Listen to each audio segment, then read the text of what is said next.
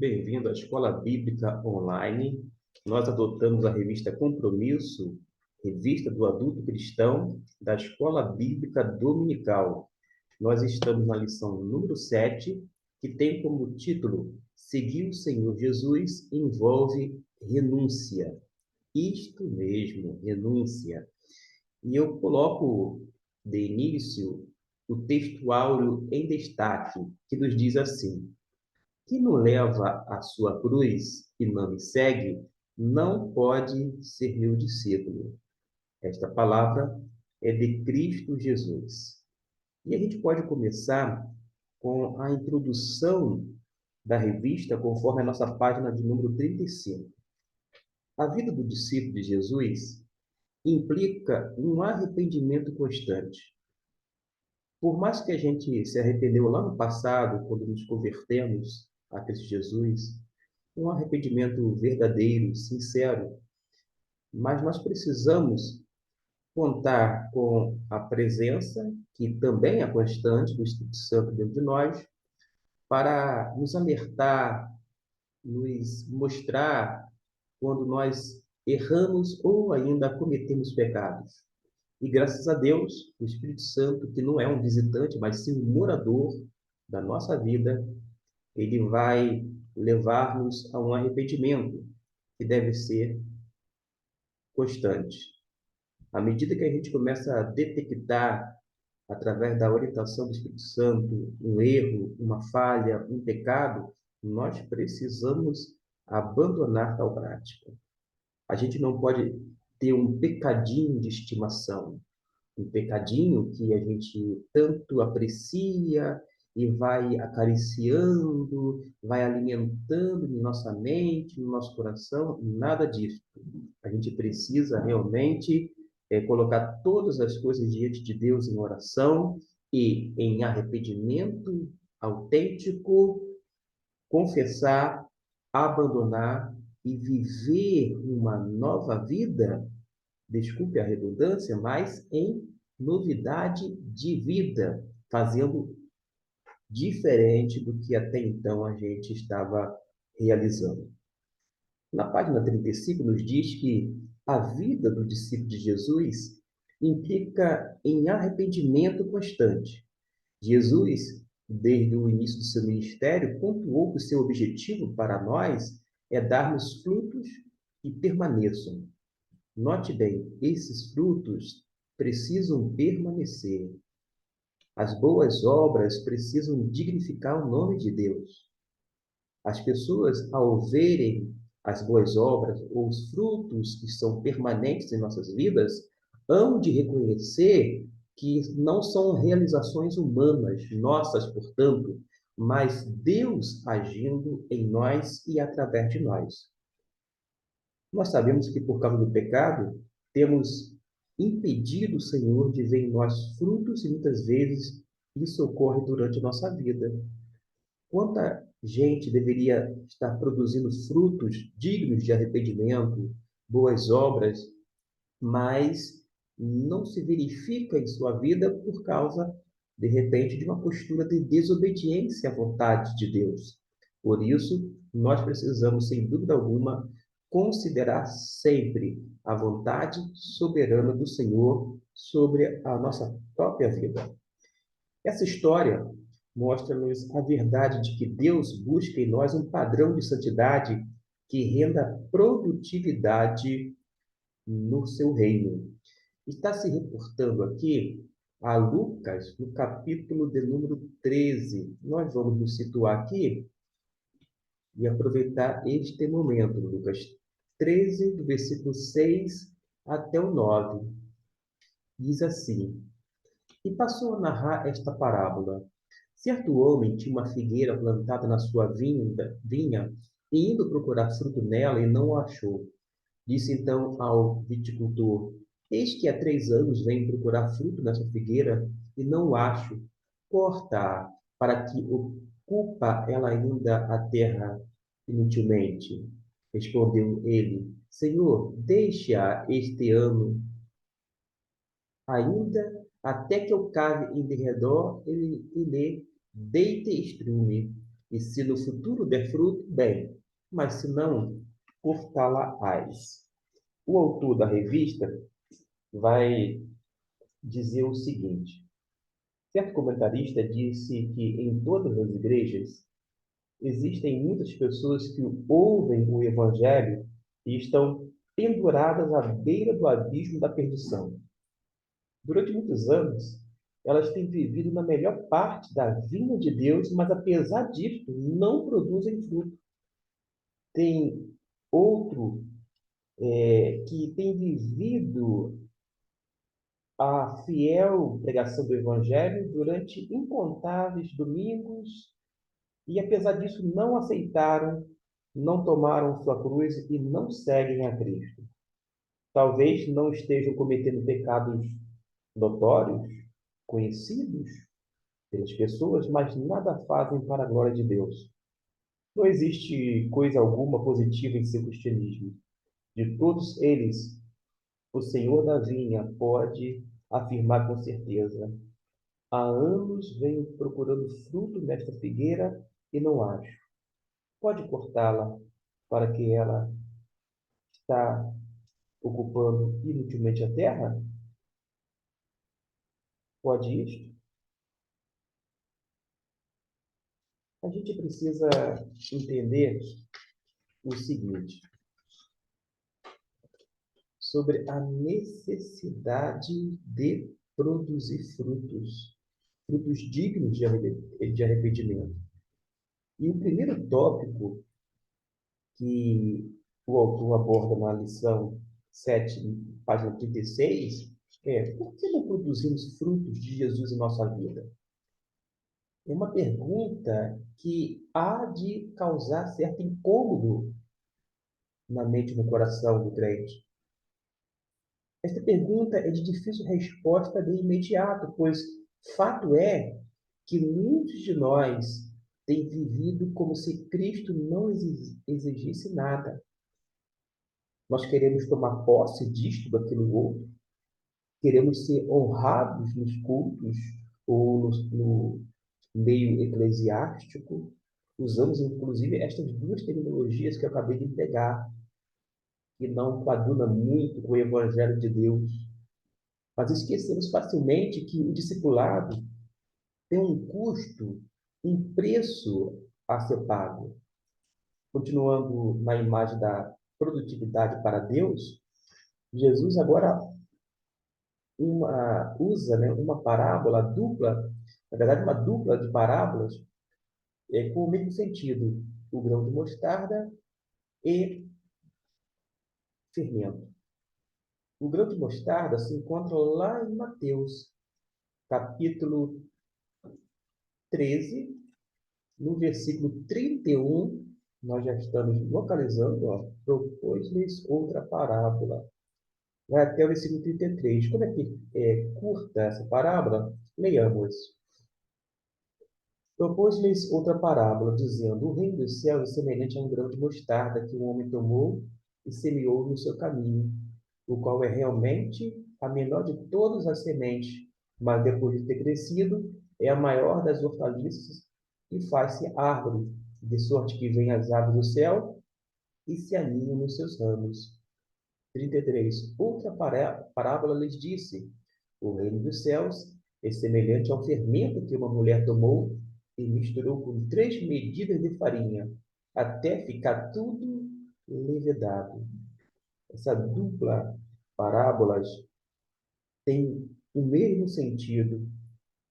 O grão de mostarda é uma pequena semente, diz que ela é a menor das sementes, que quando é semeada e cresce, se transforma em uma árvore.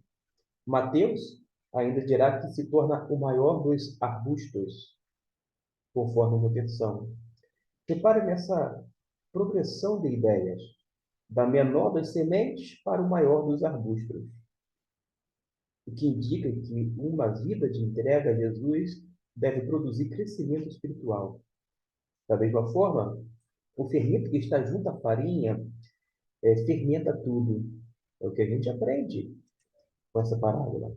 Definitivamente, não dá para entender uma parábola desta e ficar da mesma maneira, porque uma vida cristã que não desenvolve a vida de Jesus no crente está errada e mostra que não compreendeu adequadamente estas duas parábolas que têm o mesmo sentido.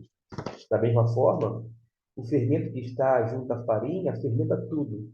E definitivamente não dá para entender, vou dizer assim, que um cristão não tenha uma vida mudada, moldada e transformada. E, por consequência, essa vida sempre transformará o seu entorno. Todos mudam quando encontram Jesus.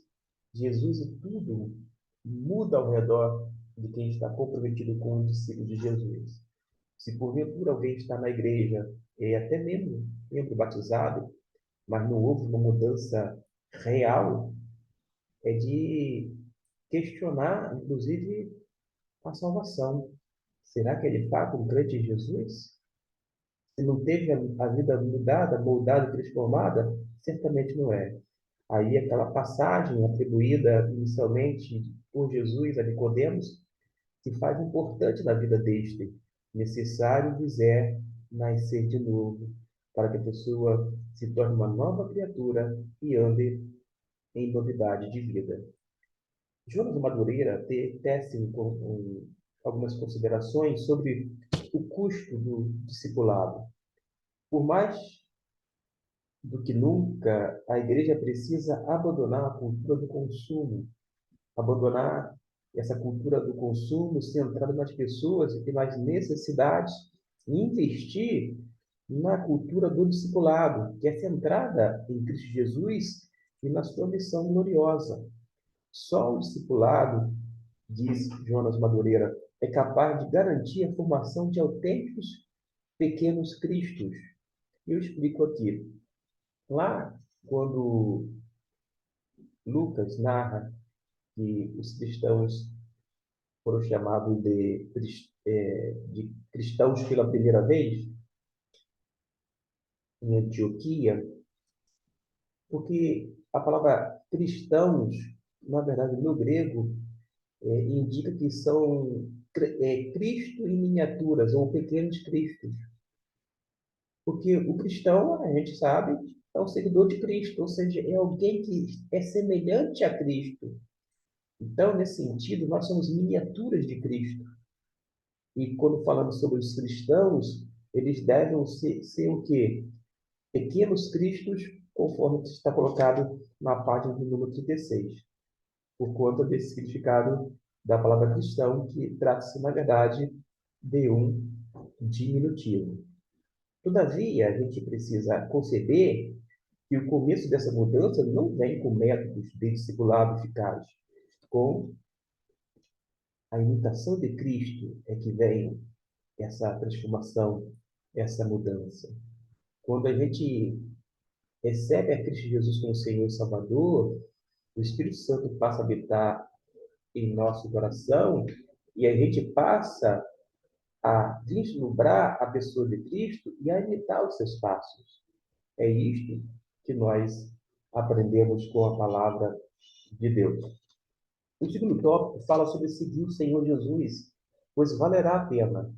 Jesus aproveita para compartilhar outras parábolas, a fim de deixar ainda mais claro de que, ao final de nossa caminhada com Ele, tudo fará sentido e valerá a pena todo o nosso esforço diligente. Há quem pense, por exemplo, que pelo fato de sermos salvos pela graça, não temos de nos esforçar para a santificação. Mas isso é um engano. Naturalmente, que o Espírito Santo trabalha no convencimento do pecado, da justiça, do juízo e continua a trabalhar em nossa mente e no nosso coração. Mas não é simplesmente deixar de fazer algumas coisas, tipo não beber, não falar palavrão, não espalhar notícias falsas, não fazer isto ou aquilo outro. Mas é também fazer as coisas que devem ser feitas. Ser um homem íntegro, um homem completo, um homem honesto, um patrão justo, um empregado que faça jus à função que exerce e que, de alguma forma, dignifique o trabalho para que este realmente venha a ser algo honroso, entre outras coisas. E a gente vai observar que a santificação, ela não vai eximir o homem da sua responsabilidade. É uma via de mão dupla, de mão dupla. O Espírito Santo, ele nos ajuda, nos auxilia, mas o homem também, ele realiza tendo como um participante, sendo este o Espírito Santo um participante da nossa vida nesse processo que a gente chama de santificação. O autor da revista fala o seguinte: meu pensamento vai na direção do que disse Jerry Bridges, que cito livremente: não há nada na vida do crente que pode ser remetido a uma vida de santidade se Deus não estiver atuando em sua vida. Essa vivência na esfera de santidade sempre redundará em serviço para as pessoas. Esse é o nosso chamado como discípulos de Jesus. Por isso, Jesus falou de três temas que vão complementar as parábolas em Lucas. No capítulo 4, digo 14, do versículo 7 até o 14, fala sobre os primeiros lugares. Do capítulo 14, do 15 até o versículo 24, vai falar a respeito do grande banquete. E do capítulo 14, versículo 25 até o 35, acerca da renúncia. Na primeira parábola, somos todos convidados para o banquete na posição de indignos. Na segunda, no grande banquete de Deus, fomos buscados nas ruas e becos, somos os, entre aspas, sem tetos, que encontram o teto do amor de Deus. E na terceira parábola, a verdade de que sem uma avaliação honesta de custos, jamais iremos chegar à conclusão de que nós estamos realmente, digamos assim, desmerecidos, porque nós desmerecidos somos, nós não merecemos absolutamente nada. É o que a gente aprende a partir da própria palavra de Deus. E a verdade central das três parábolas, em conjunto, é esta: somos salvos para servir a Jesus, para servir por graça e não por mérito. Por causa disto, seguir o Senhor Jesus implica segui-lo nos seus termos e não nos nossos. A sociedade valoriza a performance, o desempenho, mas Jesus valoriza a persistência e a fidelidade. Em outras palavras, de acordo com o grande plano de Deus, somos chamados para um serviço que brota de nossa vida em Deus e jorra para o mundo. A gente precisa aprender a servir as pessoas, tanto crente como não crente. E nós não temos outra escolha a não ser refletirmos em nossa vida os valores da nossa fé em Cristo, para que outros venham conhecê-lo por meio de nosso testemunho. O mundo, ele precisa saber do nosso testemunho. O mundo deve saber em quem cremos. O mundo precisa observar nossa vida e nossa conduta e ver ninguém mais, ninguém menos do que Cristo Jesus, Senhor nosso e Deus nosso. E antes de abrirmos a boca, o mundo precisa, sem dúvida alguma, ver Jesus em cada um de nós. Mas um tópico para guardar no coração. Temos de entender que o chamado de Deus para o servirmos implica um arrependimento intencionalmente sincero.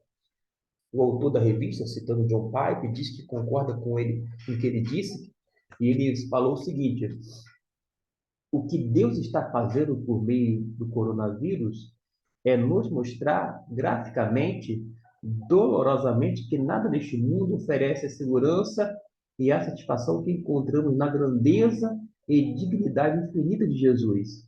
Essa pandemia global toma a nossa liberdade de locomoção, as nossas atividades comerciais e as nossas relações face a face. Isso tira a nossa segurança e o nosso conforto e, em última instância, pode tirar a nossa vida. A razão pela qual Deus nos expõe a tais perdas é nos instigar a confiar em Cristo, ou, em outras palavras, a razão pela qual ele faz da calamidade a ocasião para oferecer a Cristo ao mundo é que a grandeza suprema e totalmente gratificante de Cristo brilha mais intensamente quando Cristo sustenta a alegria no sofrimento. Uma outra coisa que ele menciona para guardar no coração é que quando recusamos o chamado de Jesus para uma vida produtiva, ele chora por nós como fez em relação a Jerusalém. De uma certa forma, ele está chorando pelo Brasil. Lucas, capítulo 13, versículo 34 e 35, nos diz assim, 13, 34 a 35. Vamos aqui, então, localizar. Diz: todas essas coisas falou Jesus às multidões por parábolas, e sem parábolas nada lhes falava, para que se cumprisse o que foi dito pelo profeta: abrirei em parábolas a minha boca, publicarei coisas ocultas desde a fundação do mundo. Quando recusamos o chamado de Jesus para uma vida produtiva, ele chora por nós, como fez em relação a Jerusalém. Jesus está chorando pelo Brasil. Em Lucas capítulo 13, versículo 34 e 35, está registrado: Jerusalém, Jerusalém, que mata os profetas e apedreja os que são enviados. Quantas vezes eu quis ajuntar teus filhos, como a galinha junta teus filhotes debaixo das asas, e não quiseste? A vossa casa ficará abandonada, e eu vos digo que não me vereis até que venha o tempo em que havereis de dizer: bendito aquele que vem em nome do Senhor. O choro de Jesus foi por causa da improdutividade de Jerusalém. O povo de Deus não havia entendido o sentido da missão de Jesus por causa do reducionismo de sua visão.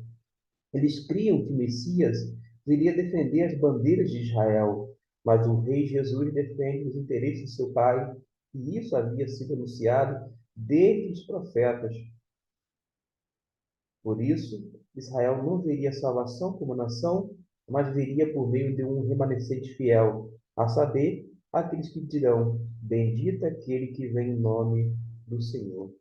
Encerrando, e o tópico aqui descreve da seguinte maneira: para fim de conversa, nossas igrejas estão cheias de pessoas vazias, sem fervor pelas coisas espirituais e sem frutos diante do Senhor. Mas esse quadro pode e deve mudar. O que precisamos é de um avivamento. Vivemos ao longo da história do cristianismo vários momentos em que a sequidão espiritual era tão severa que o Senhor resolveu intervir, trazendo pleno avivamento. A oração de Abacuque, bastante conhecida, nunca foi tão necessária quanto em nossos dias. Abacuque 3, versículo 2: Senhor, eu ouvi a tua fama e temi. Ó Senhor, aviva a tua obra no decorrer dos anos. Faz que ela seja conhecida no decorrer dos anos. Na tua ira, lembra-te da misericórdia. Façamos a seguinte oração diante do Senhor: dá-me tua graça para minha santificação, teus confortos para encorajamento, tua sabedoria para ensino, tua mão direita para guia, teu conselho para instrução, tua lei para julgamento, a tua presença para equilíbrio. Que o meu temor seja o temor a ti e teus triunfos seja a minha alegria. E finaliza na página 38. Corações humildes são candidatos ao avivamento. Que o Senhor nos encontre sinceros em nossa busca por uma produtividade mais intensa, maior na obra dele, isto é, por uma vida que agrade a ele em tudo. Ficamos por aqui, até a próxima lição.